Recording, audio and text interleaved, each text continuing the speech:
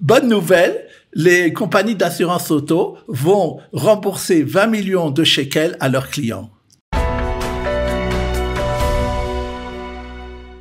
Et nous sommes très heureux, comme chaque semaine, de recevoir le docteur Daniel Guggenheim. Daniel, shalom, bonjour. Bonjour. Merci, Daniel, comme chaque semaine, de venir nous donner les nouvelles économiques du pays.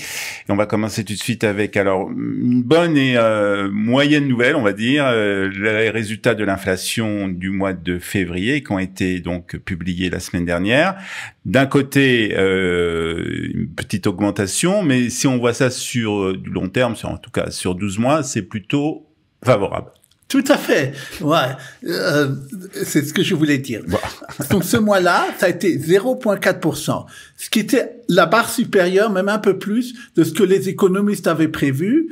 Eux, ils avaient parlé plutôt de 0,3%. Mais si on regarde sur un an, c'est 2,5%. Par rapport, donc, on va prendre l'année d'avant. On était combien à peu près? Ah, c'est-à-dire l'année d'avant, même, on était sur un rythme de 5%. 5%, c'est ça. Oui. Donc, c'est une amélioration très nette. Parce que si on regarde en 2023, ces mois-là étaient des mois de très fort indice. Alors qu'on a maintenant 0,4%, ça fait mieux. Maintenant, pourquoi quand même c'est 0,4%? Vous dites, c'est vrai, encore une fois, c'est favorable, c'est mieux que tous les pays de l'OCDE qui sont plutôt près du 3%. Mais qu'est-ce qui s'est passé? Alors, la première chose, qu'est-ce qui a le plus augmenté ce mois-là? C'est les les fruits frais. Près de 11%. Wow. Et là-bas, je voudrais dire la chose suivante. D'abord, c'est un phénomène mondial que les prix et de la consommation générale, qui en Israël ont augmenté ce mois-là de 0,7%, mais spécialement des fruits et légumes qui sont très chers. Le problème agricole, c'est pas seulement Israël qui a. Mais je voudrais prendre un exemple.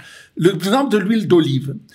On en parle en Israël, on en parle dans le monde entier. Il y a un manque parce qu'il y a un problème de réchauffement climatique. Et même, j'ai entendu qu'en Espagne, qui était un des plus, le pays où on vendait le plus, le plus grand vol, le sport maintenant, c'est de voler de l'huile d'olive dans les supers. Ça veut dire que c'est vraiment qu'il en manque et que c'est là-bas aussi devenu très cher. En Israël, effectivement, les prix ont beaucoup augmenté. De 20 à 30% par rapport à ce qu'ils étaient il y a quelques mois. Maintenant, pourquoi je veux parler de ça? Les agriculteurs ont supplié le gouvernement des années en disant, surtout le ministère des Finances et de l'Agriculture, aidez-nous à continuer notre production d'olives. Parce que si vous nous aidez pas, on aura un problème. Après, on devra moins produire. Et finalement, c'est le consommateur israélien qui sera à la merci de l'importation et que ça coûtera très cher. Et c'est ce qui s'est passé. Il y a maintenant encore des producteurs israéliens. Et donc, mais il y a quand même ce problème-là qu'on voit qui manque maintenant. Ouais, alors je voudrais juste dire que le ministère de l'Agriculture a dit, c'est à cause de cela, et a fait une déclaration en disant, maintenant, je vais donner cette année 39 millions de shekels pour aider à la production d'olives. Donc, ils font tchouva. C'est bien que maintenant, ils font cette chose-là. Donc, ça risque peut-être de voir dans quelques mois une baisse du prix de la bouteille d'olive. En tout cas, pas augmenter encore, je sais pas. On a un problème avec l'inflation, toujours j'explique aux gens. Si elle augmente moins, ça fait quand même que les prix augmentent encore. Ouais. On pense pas qu'on sera de nouveau dans une inflation comme on a longtemps connu autour des 0%. On pense que ça, entre 2 et 3%, on sera déjà content. Ouais. Mais donc, je ne peux pas vous dire. Bon, il faut dire aussi que c'est un phénomène mondial. Hein. L'inflation, c'est pas seulement en Israël, c'est dans le monde entier. Comme tu l'as dit tout à l'heure, on est autour de 3% dans les autres pays de l'OCDE. Alors, je voudrais dire encore deux choses sur l'indice. D'abord, baisse de l'habillement de 2,5%, ça a bien baissé dans ce qui a baissé. Et au niveau des locations, c'est-à-dire si quelqu'un doit maintenant louer un nouvel appartement, c'est un nouveau locataire, c'est ce qui est le plus cher, ça a augmenté de 4,5%, c'est beaucoup, mais c'est moins que les 7% qu'on avait chaque mois avant. Maintenant, je voudrais parler aussi de l'histoire des appartements. Oui. Parce que moi, je dis souvent cette chronique, n'allez pas sur les appartements, n'achetez pas maintenant, ça va encore baisser. Or, et les gens peuvent me dire, mais ce qu'on voit maintenant, c'est que les chiffres donnent qu'il y a un peu plus de ventes et que aussi les prix, d'après ce qui est marqué justement maintenant de la statistique qu'ils ont fait, a augmenté pour le deuxième mois consécutif. La deuxième période, c'est toujours 2 mois. Ils parlent maintenant de 1,4%. Alors, ils peuvent me dire légitimement, vous vous êtes trompé. Et là, je voudrais dire la chose suivante et avertir les gens. On a une preuve qu'il y a quelque chose de pas très propre qui se passe maintenant au niveau commercial. Qui est-ce qui vend surtout maintenant des maisons? C'est les promoteurs. D'accord. Et on voit que les mashkantaot, bien qu'il y a plus d'appartements vendus, il n'y a jamais eu autant peu de mashkantaot qui ont été pris au mois de février que maintenant. 5 points quelque chose milliards. Alors que dans les bons mois 2023, on était à 13 milliards. Et sur les mois moins bien de 2023, on était un peu plus de entre 6 et 7 milliards. Donc c'est une grande baisse. Et s'il y a plus d'appartements qui sont vendus, c'est bizarre. Et qu'est-ce qui se passe en fait? C'est que les promoteurs disent aux gens, moi, vous pouvez apaiser même des fois jusqu'à 5 à 10%. Tout le reste, vous n'aurez à payer que à la fin. Et donc, nous prenons sur nous, il n'y aura pas d'indexation. Et donc, en fait, d'après les calculs des économies, c'est une baisse de 10%. Maintenant, qu'est-ce qu'ils y gagnent, les promoteurs? C'est que quand ils vont chez le prochain, il dira, moi, j'ai pu vendre cette maison à cette façon-là. Mais il ne dira pas qu'il l'a fait par un pre-sale. Ça veut dire par une tentative, pour montrer qu'il n'y a pas eu une baisse des prix, qui, en fait, a eu lieu de façon très présente, puisqu'on a la preuve de ça.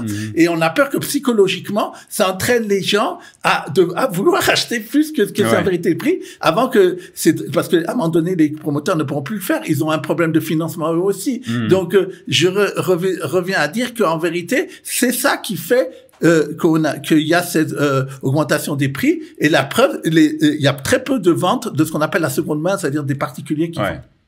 Alors, on va parler maintenant d'une société hollandaise, Spar.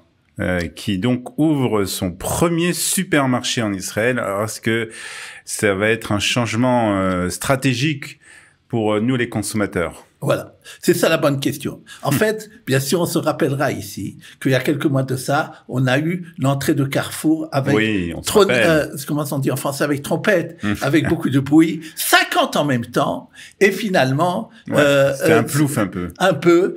Ça a pas donné, ça a un peu des fois fait baisser à un moment donné sur l'ensemble de la population, parce que si leur thé vendait tellement peu cher, alors Vitoski a aussi déplacé ses prix, mais en fait, ça n'a pas donné ce qu'on avait espéré. Est-ce que Spar va changer la donne? Et en fait, est-ce qu'il va donner le fait que d'autres entreprises internationales vont venir? Et peut-être dans 10 ans, il y en a qui parlent que ça sera les entreprises extérieures qui gagneront et qui seront sur le marché, qui le domineront, et pas comme c'est maintenant les entreprises locales.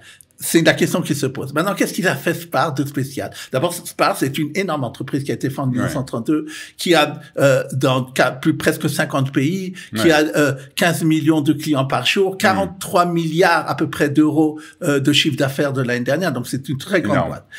Ils ont investi là 10 millions de shekels dans leur premier super qui l'ouvre cette semaine à Kfar Saba. Alors, pour le moment, un seul? Un seul, justement. Et qu'est-ce qu'ils disent? Mais en même temps, avec bowling et café. Alors, donc c'est quelque chose d'un peu spécial.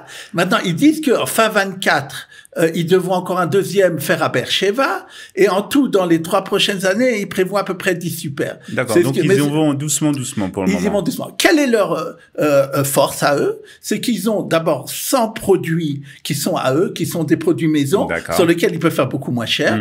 Il faut dire qu'au Carrefour, on avait 1000, et qu'il a amené ici, et que ça n'a pas tellement fait de différence. Maintenant, il y a encore autre chose. Étant donné que c'est une entreprise qui est mondiale, comme on vient de le dire, qui a énormément de clients et de force, ils peuvent soi-même, sans avoir besoin de courtier, de faire de l'importation. En Israël, c'est une partie de la vie chère, on a parlé ici de la vie chère, c'est les importateurs comme Diplomates et autres qui prennent beaucoup. Et là, s'il importe lui-même beaucoup de produits, alors là-dessus, ça peut faire pour le consommateur entre 20 et 30% de différence. Alors on verra. On verra. Donc Spar, donc pour le moment, Kfar Saba, et après on espère aussi que ça viendra dans d'autres villes du pays. On va parler maintenant d'un sujet qu'on aime bien, puisqu'on aime bien nous lorsque les consommateurs reçoivent de l'argent, et plus particulièrement lorsqu'ils reçoivent de l'argent des compagnies d'assurance. Et donc les compagnies d'assurance vont rembourser 20 millions de shekels à leurs clients. Alors, pourquoi? C'est la question pourquoi qu'on vous pose, Daniel. Alors, de quoi il s'agit? La Reshut Shuk HaHon, ce qu'on appelle l'autorité des marchés financiers, qui a comme mission de surveiller les compagnies d'assurance, fait de temps en temps des inspections, justement pour voir si les consommateurs ne sont pas, floués en français, en tout cas n'ont pas de problème. Et qu'est-ce qui se passait? Ils se sont rendus compte que beaucoup de sociétés, là, ils ont fait entre 2015 et 2019 leur enquête, leur inspection, que donc parmi les 13 sociétés d'assurance qui font de l'assurance auto, sur la même voiture, prenaient 2 polices d'assurance. Comment c'est possible? Si quelqu'un y vend au milieu de l'année sa police d'assurance, sa voiture, pardon, et qu'il ne l'annule pas, alors ça reste dessus. Et lui, et le prochain, lui, il doit s'assurer sur la nouvelle voiture qu'il a achetée. Et lui, il sait pas ou pas si l'autre, il a laissé son assurance, on parle, la partie Chova, je parle, dessus ou pas. Et donc, automatiquement, il va l'acheter. Or, ils ont remarqué que dans la même société, il y avait donc une voiture, à cause de cette raison-là, qui avait été, dans la même année, 2 fois... Ils prennent de l'argent des deux côtés. Des deux côtés. C'est-à-dire, ils auraient dû arrêter. Ils sont malins. Alors, le problème est le suivant, c'est que d'abord, au niveau des sociétés, c'est un manque. Ils auraient dû immédiatement vérifier, puisque je parle de la même société qui prend 2 fois. Donc, on aurait dû mettre un service informatique immédiatement pour le faire. Ils peuvent s'en rendre compte immédiatement. Voilà. Et donc, en fait, ce que vous dites est possible. C'est ce qu'on appelle en hébreu shitat matzliach. Je ne sais pas à quel niveau ils ont pas fermé les yeux, parce que c'est quelque chose qui saute aux yeux. Maintenant, point de vue des consommateurs, souvent je parle pour vous, vérifiez quand vous arrêtez, que ça soit pour l'assurance auto ou même pour une maison, n'importe quoi. Pensez tout de suite à arrêter votre assurance, parce que ça ne se fera pas obligatoirement. J'ai même eu cette année un cas de quelqu'un qui a dit oralement à son assureur, je veux pas recontinuer, et il l'a quand même fait. Donc il faut faire très attention, bien voir tout de suite, et bien voir un papier comme quoi l'assurance s'arrête et pas s'arrêter. Ça, c'est une chose. En tout cas, c'est bien que cette comment ça s'appelle, cette reshoot voilà, qui vérifie ce genre de choses. Maintenant, nous, on a la possibilité de vérifier ça par Arabitoire. C'est le Montagne Arabitoire, c'est un site internet où on peut voir si ce bien-là, qu'est-ce qu'il en est, s'il est ou pas assuré. Mais on peut aussi demander à la société. Maintenant, s'agit de près de 40 000 polices d'assurance de clients dont ils se sont rendus compte qu'il y a un problème. Donc, c'est pas mal. Alors, et ils ont dit aussi la Reshut Shuk Ahon. On vous demande à vous, non seulement de prendre des précautions pour pas que ça arrive, mais de faire d'autres enquêtes chez vous pour voir si c'est pas arrivé après et avant. Donc, ces chiffres de 20 millions de shekels est un premier chiffre. Et on espère tous que beaucoup vont recevoir de l'argent. Alors, je sais que je vais recevoir des téléphones quand j'avais parlé pour la Mashkanta, où j'ai parlé aussi qu'on va rendre de l'argent. Alors, les gens m'ont appelé après pour me demander comment on fait pour avoir. Pour le moment, il faut rien faire. Alors, c'est pas ça. D'abord, si vous avez vendu votre voiture entre 2015 et 2019, et vous pouvez et donc c'est possible. Dans ce cas-là, vous pouvez que vous recevez cet argent.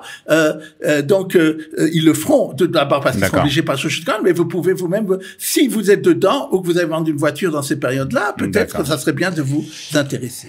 Très bien, on va terminer avec Purim, puisqu'on va fêter Purim la semaine prochaine, dimanche en dehors de Jérusalem, et lundi ici à Jérusalem. Et bien sûr, à Purim, on se déguise, et on va parler aussi du marché du déguisement en Israël pour ce Purim 2024. Oui, tout à fait. Il y a une entreprise qui s'appelle DHL qui fait toujours des études sur les déguisements à Purim en Israël. Et cette année, il a vu les choses suivantes. D'abord, il y a une baisse de 7% des commandes de la part des Israéliens, et surtout d'ailleurs les gens qui sont plus âgés que d'habitude, souvent les adultes se déguisaient, apparemment ils ont moins envie de se déguiser cette année, ce qui est normal. Ils ont aussi remarqué que point de vue du prix, c'est-à-dire ce que les gens sont prêts à mettre, c'est 20% en moins que ce qu'ils le font d'habitude. Donc ça, c'est une chose à noter. Maintenant, je voudrais tout de suite avertir d'ailleurs qu'ils disent qu'il faut faire très attention que dans Internet, vous avez, dans des sites israéliens ou même de l'étranger, vous avez différents déguisements. Il faut savoir que pour le même déguisement, ça peut aller du simple au double. En généralement, ils parlent d'un bon déguisement entre 100 et 200 shekels. Le meilleur déguisement, il vaut 3000 shekels. C'est se mettre dans une poupée ou dans de la guerre des étoiles. Je ne connais pas le nom, je ne connais pas ça. Moi non plus. Et donc, ça, c'est une chose. Maintenant, je vous demande à vous, qu'est-ce qu'à votre avis a été le meilleur déguisement Quel est le déguisement qui va être l'étoile de ce Purim? Je sais pas, un Chayal peut-être, soldat. Tout à fait. Les soldats, après les policiers et aussi les pompiers. Tout à fait, les soldats. Alors qu'est-ce qui se passe? C'est que d'habitude, au point de vue général, c'était 13, numéro 13. Et là, on est au 3e classement. C'est après les habituels comme Disney et autres. C'est dans tout le pays, je parle. Maintenant, au niveau des orthodoxes, le premier c'est Esther, le deuxième c'est Achashverosh. Voilà, ça change pas trop là. Et la troisième c'est les soldats. Ah, les soldats. Alors, apparemment, quand même. Là, il y a un changement. Même dans ces milieux-là, il y a une volonté apparemment de la part des enfants d'avoir demandé à se déguiser à ce niveau-là. Et donc, il y a eu même quelqu'un qui a raconté que de Chine, il a eu une grande commande. Le Bet Rabat de là-bas a demandé à un importateur. Ils ont immédiatement envoyé des milliers de commandes à Bnei Brak. Très bien. Et le déguisement du docteur Guggenheim? Moi-même. Très bien, merci en tout cas, et Purim Sameach, puisqu'on va fêter Purim la semaine prochaine, et on se retrouve aussi la semaine prochaine pour une nouvelle rubrique économique. Merci, Dr Guggenheim. Merci.